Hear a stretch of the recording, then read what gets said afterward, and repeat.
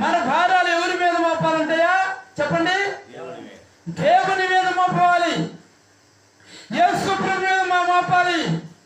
పాప భారమా, అప్పుల భారమా, శాపాల భారమా, రోగ భారమా, దురాత్మ భారమా, ఏ భారమైనను యేసు ప్రభు మీద మనం మోపినప్పుడు యేసు ప్రభువు మన భారాలను ఆయన మోస్తాడు. అప్పుడు మనకి తేలిక అవుతుంది. మన భారము మనం మోసుకున్నంత కాలము మనకు భారంగానే ఉంటుంది. అయితే ఆ భారాన్ని తీసి కింద పెట్టినా, ఆ భారాన్ని తీసుకుని వేరే వాళ్ళకి ఇచ్చినా ఆ భారము పోయి మనకి తేలిక పడుతుంది. హల్లెలూయా.